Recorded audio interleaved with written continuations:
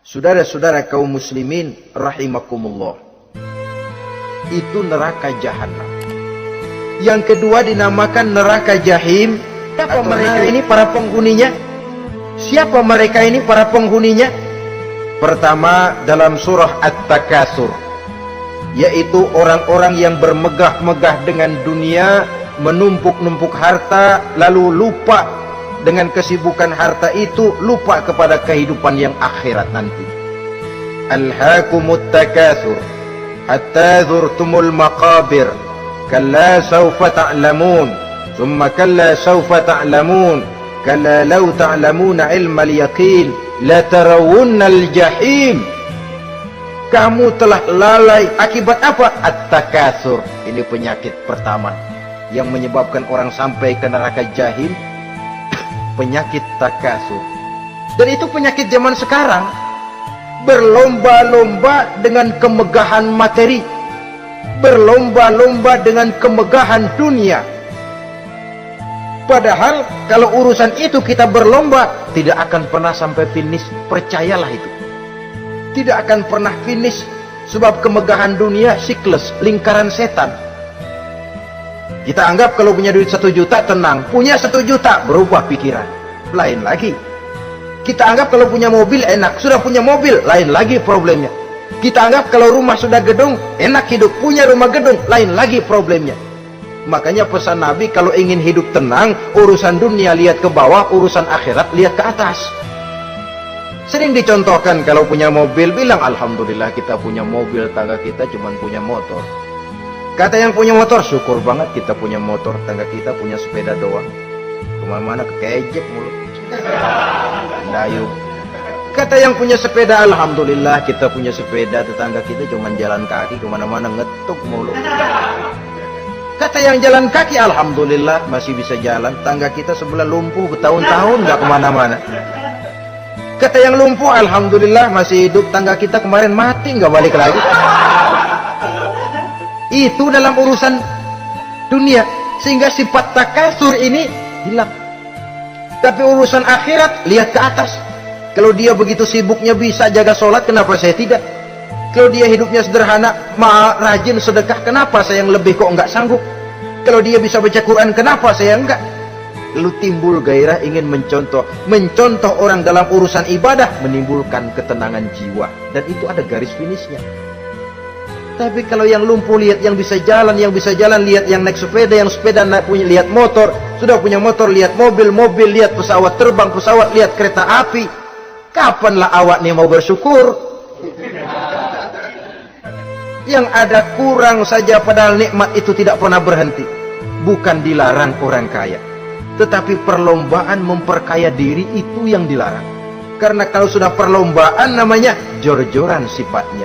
Prinsipnya tujuan menghalalkan cara ini yang dijaga oleh agama. Saudara-saudara, selain penyakit takatsur yang menyebabkan orang sampai ke neraka jahim, juga perbuatan durjana.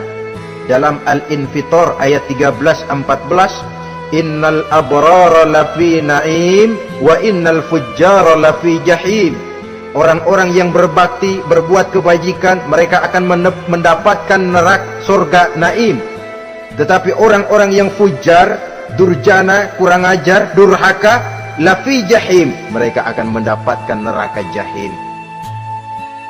Lalu siapa lagi penghuni jahim itu? Orang-orang yang menentang dan menantang ayat-ayat Allah. Wallazina sa'au fi ayatina mu'ajizin ulaika ashabul jahim. Dan orang-orang yang berusaha menantang ayat-ayat Allah sehingga melemahkan orang-orang yang mau mengikuti Rasul-Rasul Allah, menantang ayat Allah dan membuat lemah orang yang mengikuti Rasul, melemahkan semangat orang yang mau mengikuti khitah dan perjalanan Rasul. Kamu bangun masjid, iya berat, berat, jangan. Siano aja kapok. Majelis taklim pahit, ngaji berat, melemahkan ini. Sudah dia rusak, merusak lagi. Kalau rusak kan cuma sendirian. Ini tidak, sudah rusak, merusak. Mu'ajizin, melemahkan orang-orang yang mau mengikuti ayat-ayat Allah. Dan itu tidak jarang zaman sekarang ini. Orang yang melemahkan semangat kita dalam berjuang menegakkan kebenaran. Kita yakin Islam agama yang benar, kita yakin Islam agama yang sempurna. Ada saja orang yang melemahkan semangat kita, yang berteori bahwa ada ayat-ayat Quran yang tidak relevan lagi dengan situasi dan kondisi, yang berteori bahwa Nabi Muhammad cuma sebagai manusia biasa yang tidak terlepas kemungkinan dari salah. Pendeknya melemahkan nilai-nilai semangat kita untuk memperjuangkan Islam ini. Ini pun termasuk mu'ajizin. Mereka akan menemukan nanti di akhirat kapling di dalam neraka yang dinamakan neraka jahim. Na'udzubillah summa na'udzubillah. Yang ketiga, saudara-saudara, di antara nama neraka itu adalah neraka hawiyah. Siapa penghuni neraka hawiyah ini? Dalam surah Al-Qari'ah ayat 8-11 dijelaskan secara simpel, wa amma man khaffat mawazinuhu fa ummuhu hawiyah. Adapun orang-orang yang ringan timbangan kebaikannya, maka tempatnya adalah neraka hawiyah. Artinya orang ini lebih berat timbangan kejahatannya, sedikit kebaikannya, sehingga jadi ringan di timbangan akhirat nanti. Sholat, puasa, zakat, tapi dosa yang dikerjakan masih lebih banyak ketimbang kebaikan yang dikerjakannya itu. Maka orang semacam ini apabila tidak mendapat syafaat, maka dia akan masuk ke dalam neraka yang namanya neraka hawiyah. Lalu yang keempat, neraka wail. Dalam surah Al-Ma'un ayat 1-7, garis besarnya yang mendapat neraka wail adalah para pendusta agama. Siapa sih pendusta agama itu? Ara'aital ladzi yukazzibu bid-din. Tidakkah kamu lihat siapa orang-orang yang mendustakan agama? Mendustakan agama, beragama tapi bohong, sholatnya bohong, hajinya bohong, puasanya bohong, mendustakan agama. Siapa mereka? Fadzalikal ladzi yad'ul yatim. Pertama, orang yang suka menghardik anak yatim. Anak yatim yang lemah, anak yatim yang tidak berdaya, yang hidup dipayungi kemiskinan dan kekurangan, bukan ditolongnya, malah dihardiknya. Jangan lupa, saudara yang sudah 2-3 kali pergi ke Makkah, saudara yang khusyuk dalam sujudnya, saudara yang mantap dalam puasanya, mungkin saja bisa terhalang masuk ke dalam surga, karena di samping rumah saudara ada anak yatim merintih menahan lapar dan haus. Saudara tahu, saudara mampu, tapi saudara diam saja, tidak mau mengulurkan tangan. Mungkin itu yang akan mengganjal saudara untuk masuk ke dalam surga. Wala yahuddu ala ta'amil miskin. Mereka membiarkan fakir miskin, tidak memberikan makan. Kemudian fawailul lil musallin. Mereka juga melalaikan solat. Allazina hum an solatihim sahun. Allazina hum yura'un. Mereka juga riak di dalam amalnya. Saudara hadirin kaum muslimin rahimakumullah, melalaikan solat, kemudian riak dengan amalnya, termasuk amalan solatnya. Kalau jadi imam, bahasanya dibuat sepasih-pasihnya, surahnya yang panjang-panjang, paling pendek sabihis sama wadduha. Tapi kalau solat sendirian cukup qul huwallahu ahad sama inna a'tainakal kautsar. Hilang lagi nilai keikhlasannya. Dan terakhir, mereka enggan untuk membayar zakat. Yang memenuhi ciri-ciri inilah yang dikatakan sebagai pendusta agama. Menghardik yatim, membiarkan fakir miskin, melalaikan solat, riya, dan enggan membayar zakat. Mereka divonis mendapat neraka wail, seperti dalam surah Al-Ma'un ayat 1-7.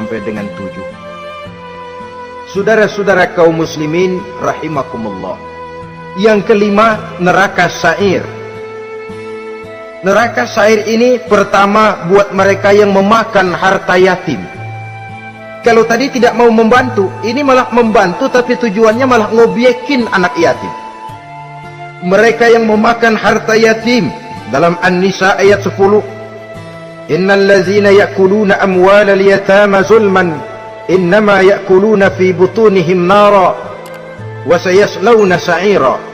Sesungguhnya orang-orang yang memakan harta anak-anak yatim dengan zalim, mereka sebenarnya telah memakan neraka, memasukkan api neraka ke dalam perutnya. Mereka akan dilontarkan ke neraka sa'ir.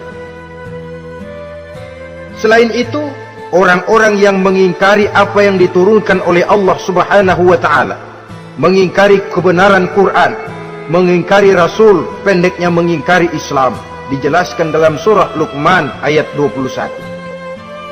Yang keenam, saudara-saudara, yang dinamakan dengan neraka Lazza namanya. Pertama, untuk pembangkang dan orang yang menjauhi agama. Yang kedua, orang yang berpaling dari kebenaran. Dan yang ketiga, orang yang suka menumpuk-numpuk harta dan menyimpannya, tidak mau membayar zakat, infak, apalagi sedekah. Ini kita temukan penjelasannya dalam surah Al-Ma'arij ayat 15 dan 17. Yang ketujuh, dinamakan neraka Sakor. Siapa penghuni neraka Sakor ini? Pertama, orang yang tidak pernah sholat. Yang kedua, tidak pernah memberi makan orang-orang miskin. Yang ketiga, ahli membicarakan yang batil. Strategis betul dia, ulung kalau sudah mengatur kebatilan. Kemudian yang keempat, orang yang mendustakan hari akhir. Dalam surah Al-Muddatsir ayat 42 sampai 47, kepada penduduk neraka Sakor ditanya, "Ma salakakum fis Sakor?" Apa yang menyebabkan kamu masuk ke dalam neraka Sakor? Qalu lam naku minal musallin wa la naku nut'imal masakin wa kunna nakhudu ma'al khaidin wa kunna nukazzibu yaumaddin. Mereka menjawab, kami di dunia tidak pernah sholat, tidak pernah memberi makan fakir dan miskin. Kami selalu berkumpul dengan orang-orang yang batil dan membicarakan kebatilan, dan kami mendustakan adanya hari akhir. Yang kedelapan, yang terakhir adalah neraka Hutamah. Ini diperuntukkan bagi para pengumpat, pencela, para penghina orang lain, mencari aib saudaranya. Kemudian juga mereka menumpuk, menghitung-hitung harta, lalu kikir dan bakhil dengan hartanya itu. Dalam surah Al-Hujurat ayat 11-12, kemudian surah Al-Humazah ayat 1 sampai dengan 7, kita temukan penjelasan itu. Pada akhirnya, saudara-saudara, kalau penduduk surga mereka kekal di dalamnya, maka penduduk neraka ini ada dua macam. Ada penduduk musiman, ada penduduk permanen.